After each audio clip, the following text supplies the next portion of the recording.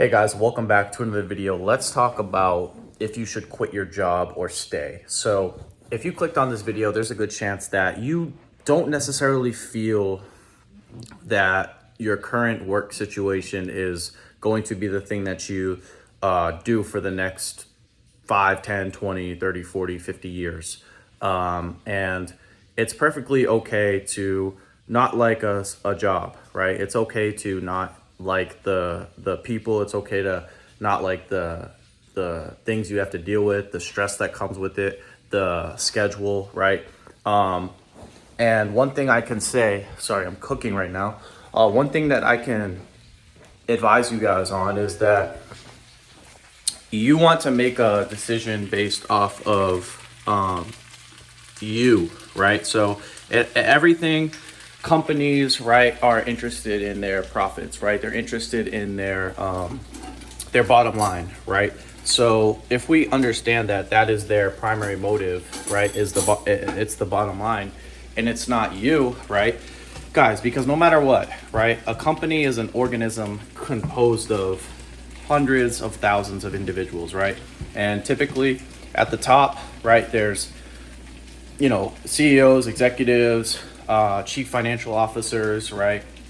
Store support leaders, right? District managers, HR people, recruiters, right? Human resource managers. So there's a lot of people in corporate, right? So you got to think there's so many people in an organization that your personal wants, your personal desires, your personal motivations are not at the company's priority, right? They're not, right? And you have to internalize that. That's something that I have come to accept over the past few years, is that companies don't necessarily care about your goals, right? They don't care about you. They say that they have, performance-based growth opportunities, performance-based promotions, right? And that may be true, right? And some people may get promoted. But one thing I can say is that you can generally, if you're in a company, right, and you have the desire to grow within that company, and you feel that you're getting support from your superiors, you feel that you're getting the training, and you feel that there's a good likelihood that you'll continue to grow in a relatively short time frame. Like, one thing that I have come to grips with is that I'm not willing to wait 3 to 5 years to get a single promotion, right? To get a pay raise that is not that substantial, right? Like I said, the way the system is set up is for you to continually chase this stick, right? The carrot, right? They dangle the carrot, and then you get like a piece of the carrot, then they dangle it back more, right? Then you get a piece again, you take a bite of the carrot, they dangle it back more again, right? So you're constantly chasing, you're constantly feeling like you're not fully like getting enough of what you want, right? And if you're getting promoted within a short time frame, or if you're getting promoted and you feel like your superiors are guiding you and helping you, and the support is there, and a lot of the focus is on your development, then by all means, I think you should stay. But I think a lot of us feel like we're not going anywhere. We feel like we're not learning anything. We feel like we're not being coached by our superiors. We feel like we're not getting any feedback. And we feel like, you know what, like, hey, like, if I'm not going to get feedback, if I'm not going to get training, or I'm not going to get any of that, right, when that's what I want and that's what I need to make more money, to advance in the company, and to do things that the company wants, then why am I going to stay, right? One thing I can say is this, right? If you're not, it all comes down to you, your goals, your motivations, your desires. So one thing I can say is that if you're not where you want to be as it pertains to a job, or, maybe they're not, like I said, giving you what you want, you have to bet on yourself, right? You have to bet on yourself, and you have to go where you're loved, where you're appreciated, right? And this pertains to everything. This doesn't just pertain to a job or a career or your workplace. This applies to women. This applies to relationships. Like, guys, how many times do you deal with a girl, right? Or if you're a girl watching this, how many times do you deal with a guy where they're not giving you the same energy? They're not giving you timely responses. They're just like treating you as like another option, right? And I'm sorry, but like I said, I don't know about you guys, but I'm not willing to be treated like I'm like a second, third, or fourth, or fifth option. If it's not like, hey, I'm number one, then I gotta go. Because like I said, we all have things, we're all busy, we're all booked on we have things we have to do. So we don't have time to sit there and be someone's third option or fourth option or fifth option, right?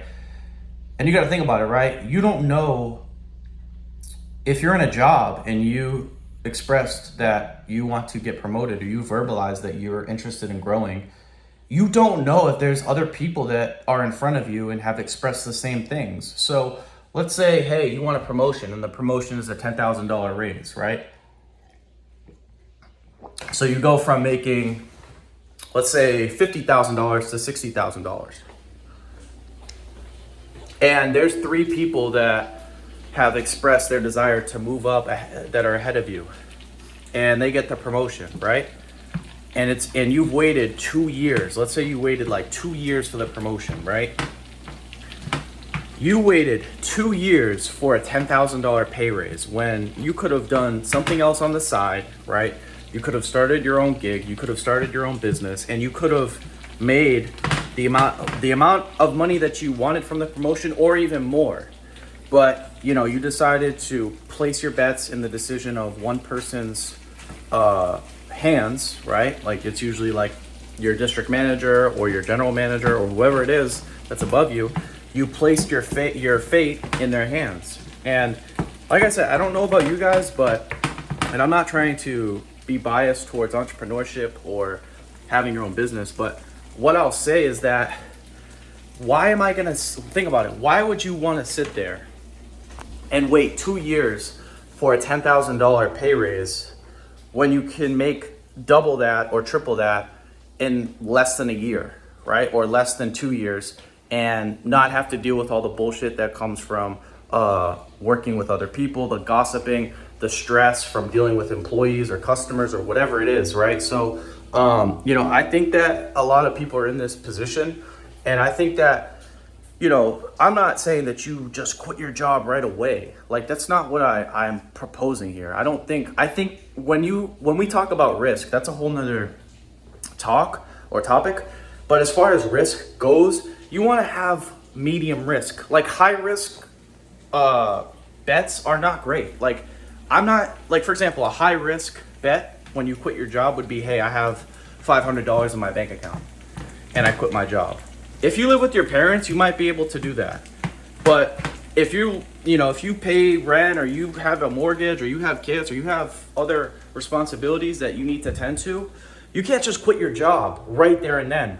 But what I can say is that you can start to work on whatever you want to work on or pick a side hustle and then say, you know what, hey, this job is now at the bottom of my priorities. So in the beginning, when you were interested in a promotion or you wanted to grow, it was number one. It was the main thing. Like it was hey, like I'm going balls to the wall, I'm going all in, and I'm placing all my eggs in this one basket, this career, this promotion, this job, right? But what you do simultaneously, or what you do when you simultaneously are working on other things, is that you basically put yourself in a power position. And I mentioned this in a few of my other videos where I talked about corporate jobs and how they're set up for you to fail. But you take your power back, right? Because corporations, they may not consciously seek power over you, but they do have power over you in a sense if you do not work on creating your own sources of income and your own money, essentially. So don't place all your eggs in that one basket of corporate America and working for a company, because like I said, they're not, unfortunately, your promotion and your wants and your desires and your needs and your bills and your rent and putting food on the table for you and your children are not on their priority list, unfortunately. I know we all think that companies are there to help you and support you and this and that. Like I said, in my experience, it hasn't been the case, and I think a lot of you guys, it might be the same for you. So Should you stay? Should you quit your job?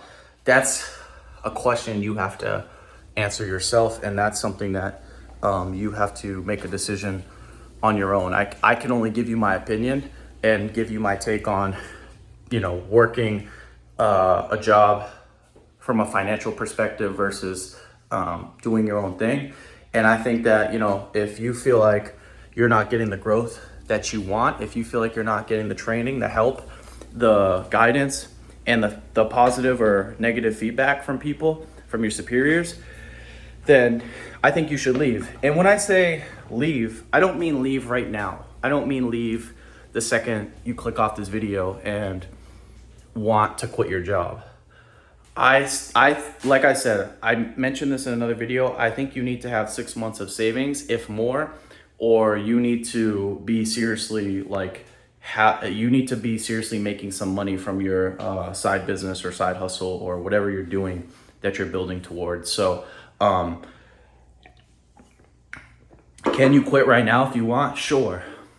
But I wouldn't advise you quit and have no financial stability, and next thing you know, you're getting evicted from your house or you go bankrupt, right? That's and especially if you have a family, now you're jeopardizing your family. So don't do anything irrationally. Don't do anything out of emotion or out of impulse, right? That's the last thing I want you guys to do. Is you have a bad day at work or you get extremely frustrated, and just because of that one incident or that one little heat of the moment exchange you had with somebody, you say, you know what, I'm not coming back, and you leave. I think you need to leave on good terms, and I think you need to leave from a rational perspective, or from a rational perspective and place where you have money coming in, you have your nest egg, you have some investments, and you can say, hey, if you need to work another job part-time, you do that. But it's not so much that you quit the job and, hey, you never have to work again. It's you don't want to be somewhere where you had expectations or standards for yourself or wants and desires, and then it hasn't been fulfilled and you stay. It's like staying in a relationship, or it's like going back to your ex. It's like, bro, you just want to get away from it and find a new girl, right? So if that means, hey, I got to find a new part-time job for a bit while I do my own thing, then do that. But I don't want you guys to be in a resentful position or in a place where your energy is constantly, you feel bitter. Every day if you go to work and you feel bitter because you're not being listened to, and you have crappy coworkers and just the general vibe is low, then just go find another job, right? So I gave you guys a lot of pointers here, and I gave you guys a lot of my opinion, but do what you wish, right? Every decision is your decision. I can only, like I said, I can lead you to the water, but I can't make you drink. So it's gonna have to be you who makes that decision. So yeah, guys, that's it. That's all. I hope you enjoyed this video. If you enjoyed this video, make sure to give this video a thumbs up. If you're new to my channel, make sure to subscribe. And if you guys have any questions, comments, feel free to leave them down below. Enjoy this house tour, condo tour, and I will see you guys in the next video. Peace.